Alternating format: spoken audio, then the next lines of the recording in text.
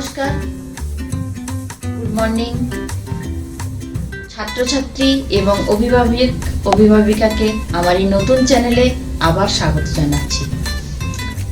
এই নতুন চ্যানেলটা আমার লাইফ সায়েন্স নিয়ে আর লাইফ সায়েন্সের বিভিন্ন বিষয় নিয়ে। তো লাইফ সায়েন্সের বিষয় বলতে আমি লাইফ সায়েন্স বিষয়টাকে তোমাদের কাছে অনেক বেশি ইন্টারেস্টিং করে দেওয়ার জন্য আমার এই চ্যানেলটা। তো এই ইন্টারেস্টিং বিষয়টাকে আরো বেশি ইন্টারেস্টিং করার জন্য তোমরা অবশ্যই আমার এই চ্যানেলটা সাবস্ক্রাইব করো এবং তোমাদের কিছু অসুবিধে হলে আমাকে সেটা কমেন্টস করে জানিও। এবার আমি ক্লাস 10-এর একটা চ্যাপ্টার নিয়ে একটু আলোচনা করি। ক্লাস 10-এও একই রকম ভাবে ওয়েস্ট বেঙ্গল বোর্ডে ফার্স্ট ইউনিট টেস্ট শেষ হয়ে গেছে। যদি সেকেন্ড ইউনিট টেস্টের কথায় আসি, তাহলে এখানে সব থেকে হার্ড চ্যাপ্টার যেটা তোমাদের রয়েছে, তোমরা এর আগে জনন চ্যাপ্টারটা পড়ে নিয়েছো, সবাই প্রায় জনন সম্পর্কে মোটামুটি অবগত হয়ে গেছো।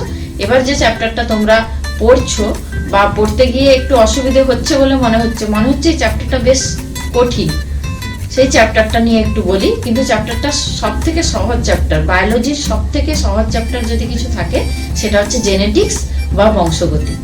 এবার এই বংশগতি সংক্রান্ত তথ্য আলোচনা করতে গেলে বংশগতি কাকে বলে বা বংশগতি জিনিসটা কি, বংশগতি তো প্রত্যেকের জানার প্রয়োজন, কারণ জানার ইচ্ছে করে না? আচ্ছা বলো, তোমাদের কি এটা জানতে ইচ্ছে করে না যে আমরা কি করে এই পৃথিবীতে এলাম, বা বংশ পরম্পরা আমরা কি করে চলছি, আমাদের পরে আমাদের পরবর্তী প্রজন্ম, আমাদের পূর্ববর্তী প্রজন্ম, আমাদের বাবা মা, তাদের বাবা মা, তারপরে আবার আমাদের পরবর্তী জেনারেশন থাকবে। তোমার দিদি থাকলে দিদির বিয়ে হয়েছে, তার বাচ্চা কাচ্চা, এরকম করে প্রত্যেকেই রয়েছে। তাহলে সেইভাবে বা অন্যান্য জীবজন্তু, শুধু মানুষ নয়, মানুষ ছাড়াও আরো অন্যান্য জীবেরা যারা রয়েছে তাদের প্রত্যেকেরই জনন প্রক্রিয়া রয়েছে, তাদের প্রত্যেকেরই বংশবৃদ্ধি হচ্ছে, তাদের প্রত্যেকেরই সমস্ত জীবেরা কি করছে, বংশ বিস্তার করছে।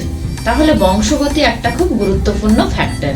এবার এই বংশগতি ফ্যাক্টরটা যেহেতু একটা গুরুত্বপূর্ণ ফ্যাক্টর এবং এই ফ্যাক্টরটা খুব ইন্টারেস্টিং, যে প্রত্যেকেরই জানতে ইচ্ছে করে না যে আমরা বা আমাদের পরবর্তী প্রজন্মরা কিভাবে এই পৃথিবীতে আসবে বা কি এর উদ্দেশ্য বা কি। এই যে বংশ পরম্পরা, মানে ধরো তোমার বাড়িতে কারো সুগার হয়েছে, সঙ্গে সঙ্গে ডাক্তার বলে দিল আপনার বাবা মার আছে, জেনেটিক্যালি ওর এসছে। ওবেসিটি আছে, ওর বাবা মার আছে, জেনেটিক্যালি এসছে।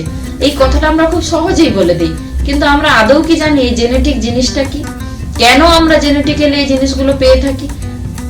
তো তোমাদের জানতে যদি ইচ্ছে করে তাহলে আমার এই চ্যানেলটাকে সাবস্ক্রাইব করলে তোমরা জানতে পারবে যে কেন এই জিনিসগুলো হচ্ছে বা কেন এই জিনিসগুলো থেকে কিভাবে রেহাই পাওয়া যায়, বা এই বংশগতি সংক্রান্ত তথ্যগুলো কিরকম ভাবে আমাদের শরীরে চলে আসে যেটা আমরা চাইলেও নিয়ন্ত্রণ করতে পারি না। বংশগতি কাকে বলে যদি বলি, তাহলে প্রথমেই আসবে যে বংশগতি হচ্ছে এমন একটা জিনিস যেখানে কি হবে, পিতামাতা থেকে অপত্যজনুতে বংশগত বিভিন্ন বৈশিষ্ট্য, পিতামাতার শরীরে যে সমস্ত বৈশিষ্ট্য আছে সেই সমস্ত বৈশিষ্ট্যগুলো সন্তান সন্ততির দেহে সঞ্চারিত হয়। এবার কি তাহলে তুমি তোমার পিতামাতার মতো হুবহু দেখতে? নিশ্চয়ই নয়। এখানে কিছু ফ্যাক্টর রয়েছে, বংশগতির কিছু ফ্যাক্টর রয়েছে। এই ফ্যাক্টরগুলো সম্পর্কে আলোচনা করার পরে আমি তারপরে বংশগতি বিদ্যার সূত্রগুলো নিয়ে আলোচনা করব। তো বংশগতি সংক্রান্ত ফ্যাক্টরগুলো যদি আলোচনা করতে যাই, এখানে কতগুলো ফ্যাক্টর রয়েছে, যেমন লোকাস, সমসংস্থ ক্রোমোজোম, এগুলো হচ্ছে বংশগতির প্রধান কিওয়ার্ড। সমসংস্থ ক্রোমোজোম, এই কথাটা তোমরা এর আগেও শুনেছো কোষ বিভাজন চ্যাপ্টারে। সমসংস্থ কথার অর্থ কি? সমান অংশস্থ ক্রোমোজোম, মানে সমসংস্থ মিনস, যেমন দেখো এই যে এটা যদি আমি ধরি, এটা একটাই অংশে আটকে আছে, এই অংশটা হচ্ছে সমান অংশ, এইদিকে একটা ক্রোমোজোম, এইদিকে একটা ক্রোমোজোম, এই দুটোকে আমরা একসঙ্গে বলছি সমসংস্থ ক্রোমোজোম। তাহলে এই সমসংস্থ ক্রোমোজোম এটা একটা কনসেপ্ট, এটা একটা ছোট কিওয়ার্ড। আবার অ্যালিল, এটাও একটা ফ্যাক্টর। অ্যালিল কি? এই যে সমসংস্থ ক্রোমোজোম রয়েছে, এরা একজনের সাপেক্ষে অ্যালিল, মানে এও অ্যালিল এও অ্যালিল, এর সাপেক্ষে এ অ্যালিল, এর সাপেক্ষে এ অ্যালিল। তাহলে অ্যালিল রয়েছে, সমসংকর জিন রয়েছে, তারপরে একসংকর জনন রয়েছে, দ্বিসংকর জনন রয়েছে, সম প্রকৃতির জনন রয়েছে, বিষম প্রকৃতির জনন রয়েছে। এবার জিনোটাইপ আর ফিনোটাইপ দুটো নতুন কথা যেটা তোমরা এর আগে শোনোনি। ফিনোটাইপ মানে বাহ্যিক প্রকাশিত বৈশিষ্ট্য। তোমাকে বাইরে থেকে দেখে আমি যেটা বুঝতে পারছি তুমি রোগা না লম্বা না বেটে না কালো না ফর্সা, সেটা হচ্ছে তোমার বাহ্যিক প্রকাশিত বৈশিষ্ট্য, সেটাকে আমি বলছি কি ফিনোটাইপ। আর একটা যেটা নতুন টার্ম সেটা হচ্ছে জিনোটাইপ। জিনোটাইপ মানে যেটা বাইরে থেকে দেখে আমরা বুঝতে পারছি না, জিনগত সংযুক্তি, মানে জিনটা কিরকম, জিনগত সংযুক্তিকে বলা হচ্ছে জিনোটাইপ, আর বাহ্যিক প্রকাশটাকে বলা হচ্ছে কি ফিনোটাইপ। এবার এক সংকর জনন আর দ্বিসংকর জনন। এক সংকর জনন কি, এক জোড়া বিপরীতধর্মী চারিত্রিক বৈশিষ্ট্যের সংকরায়নকে আমরা বলছি এক সংকর জনন। দ্বিসংকর জনন কি, দুই জোড়া বিপরীতধর্মী চারিত্রিক বৈশিষ্ট্যের সংকরায়নকে আমরা বলছি কি দ্বিসংকর জনন। এবারে আসা যাক এই জনন বা বংশগতির কথায়।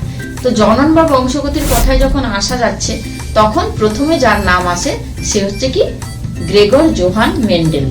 এবার এই মেন্ডেল কি করেছিলেন, উনি মটর গাছকে নির্বাচন করেছিলেন এই পরীক্ষার জন্য। দীর্ঘ কয়েক জন্য ধরে, কারণ মটর গাছকে খুব সহজে বাগানে উৎপাদন করা যায়, মটর গাছের ফুলগুলো উভলিঙ্গ প্রকৃতির হয়। তারপরে মটর গাছকে তিনি নির্বাচন করেছেন কারণ মটর গাছ বহু বর্ষজীবী, একসঙ্গে অনেকগুলো জন্য ধরে পরীক্ষা করা যায়, এই জন্য তিনি মটর গাছকে সুবিধার জন্য নির্বাচন করেছিলেন। আর একটা সব থেকে গুরুত্বপূর্ণ, যেটা তোমাদের পরীক্ষায় কোশ্চেন হিসেবেও গুরুত্বপূর্ণ, এটা কিওয়ার্ড হিসেবে লিখে রাখতে পারো, যে বিপরীতধর্মী বৈশিষ্ট্য, মানে একই জায়গায় দুটো বিপরীতধর্মী বৈশিষ্ট্য। মেন্ডেল মটর গাছের বিপরীত বৈশিষ্ট্য বলতে গিয়ে মটর গাছে 7 জোড়া বিপরীতধর্মী বৈশিষ্ট্য রয়েছে। মটর গাছে 7 জোড়া বিপরীতধর্মী বৈশিষ্ট্য রয়েছে। এই 7 জোড়া বিপরীতধর্মী বৈশিষ্ট্যগুলো তোমাদের বইতে সুন্দর লিখে দেওয়া আছে, প্রকট আর প্রচ্ছন্ন। যেমন ধরো গোলাকার কুঞ্চিত, মসৃণ অমসৃণ, তারপরে গোলাকার কুঞ্চিত, মসৃণ অমসৃণ, খাঁজ পরিপুষ্ট খাঁজযুক্ত, এরকম 7খানা তোমাদের বইতে দেখবে রয়েছে। তো বই থেকে 7খানা এইটা খাতায় তুলে নেবে। তারপরে কি করবে, ওই 7খানা বৈশিষ্ট্য থেকে তারপরে যেটা আসছে, এবার মেন্ডেল কি করলো, প্রথমে এক সংকর জননটা দেখলেন যে এক সংকর জনন করলে কি ঘটানো যায়। এবার এই এক সংকর জননটা চেকার বোর্ডের সাহায্যে উনি দেখালেন। এবার এক সংকর জননে আমি নিয়েছিলাম কি এক জোড়া বিপরীতধর্মী বৈশিষ্ট্য। তাহলে আমাকে প্রথমে নিতে হবে যে এখানে উনি যেটা নিয়েছিলেন গোলাকার, মানে আর আর যদি আমরা এরকম নেই তাহলে দুটো হচ্ছে রাউন্ড রাউন্ড, মানে দুটো গোলাকার। আর আরেকটা নিচ্ছি আমরা কি,